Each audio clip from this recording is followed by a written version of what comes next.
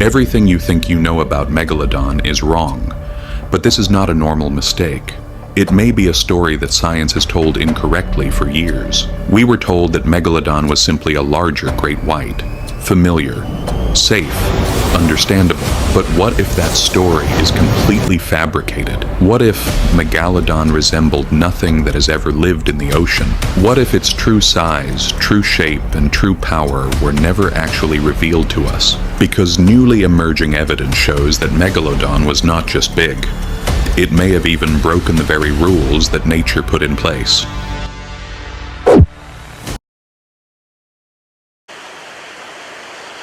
Everything you think you know about Megalodon is wrong.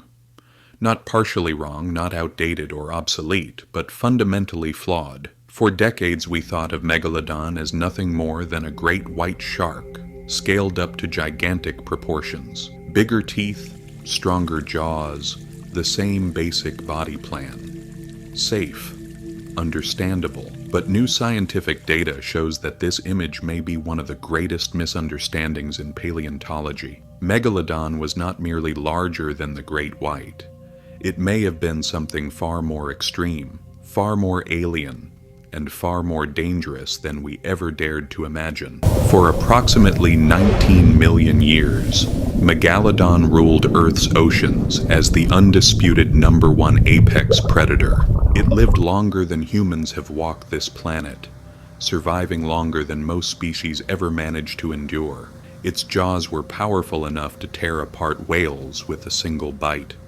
Its presence reshaped marine ecosystems on a global scale. And then, without any warning, it disappeared. There was no final fossilized body, no dramatic extinction event clearly carved into stone, only enormous teeth scattered across the ocean floor, each one the size of a human hand, and questions as vast as the seas themselves. So what happened to the largest shark that ever lived? And perhaps even more unsettling, what if we never truly understood it at all?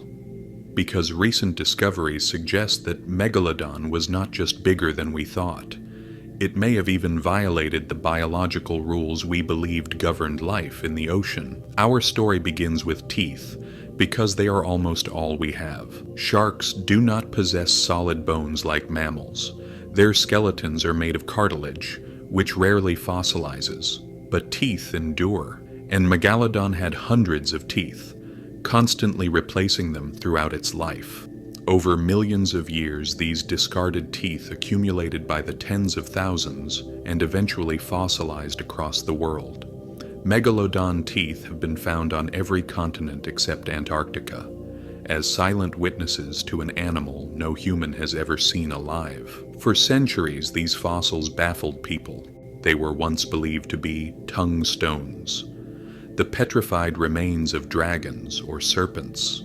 However, in the 17th century, anatomists began to recognize their true nature. These were not mythological relics. They were the remains of ancient sharks, and using only these teeth, scientists attempted to reconstruct the most powerful predator that ever swam in Earth's oceans. For a long time, the logic seemed simple.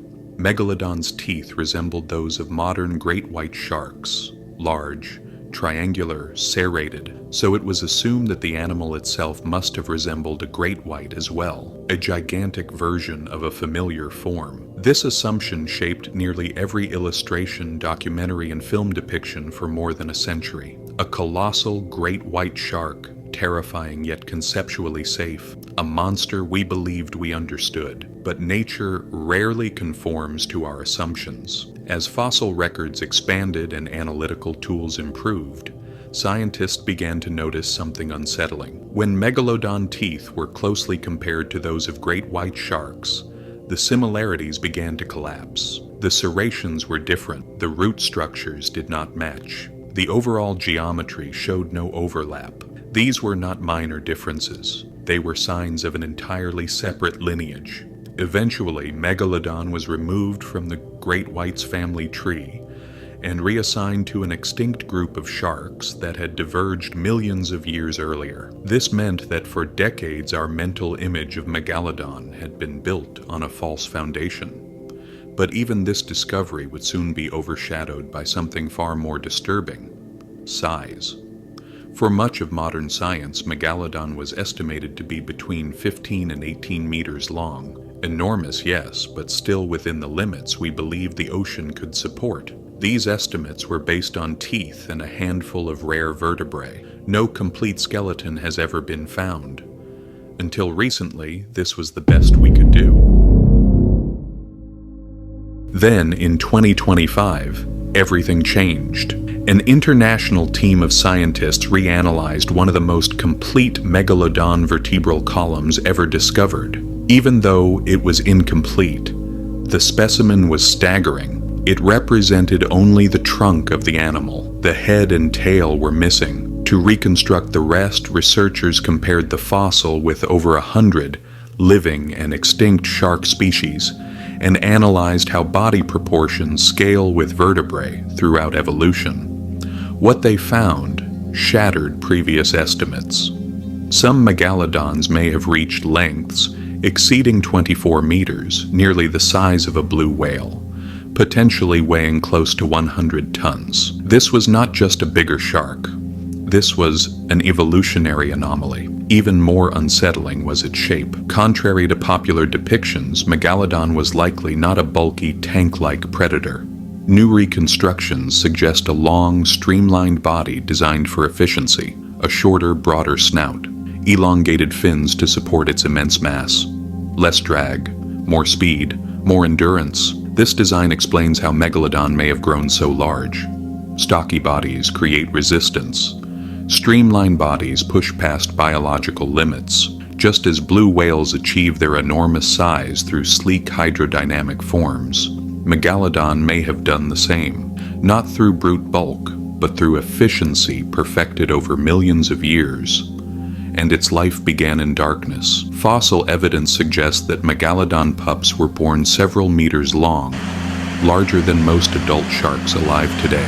Like modern great white sharks, Megalodon embryos likely practiced intrauterine cannibalism, consuming unfertilized eggs inside the womb to fuel rapid growth. Survival began before birth. The moment it entered the ocean, Megalodon was already a predator. For millions of years, this strategy worked.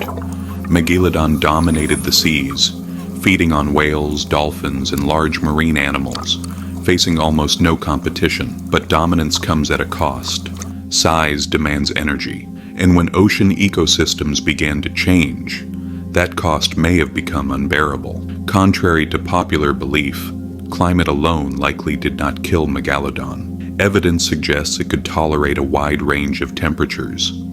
Instead, the real problem may have been food. During the late Miocene and Pliocene epochs, many large marine mammals declined dramatically. At the same time, smaller and more efficient predators began to rise, including the great white shark. Megalodon required enormous amounts of food to survive.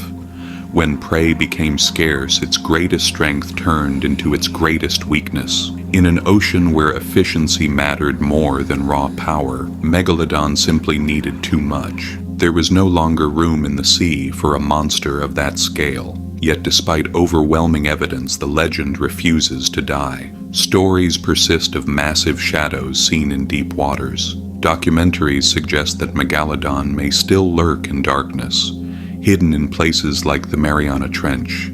The idea is irresistible. The thought that something so powerful escaped extinction by retreating into the dark. But the ocean leaves traces. An apex predator of that size would reshape everything around it. Whales would behave differently. Sharks would vanish from the top of the food chain. The silence left by Megalodon's absence speaks louder than any rumor. Megalodon is gone, but its mystery remains. Perhaps the most unsettling truth is not that Megalodon disappeared. The real truth is that for more than a century, we were wrong about what it truly was.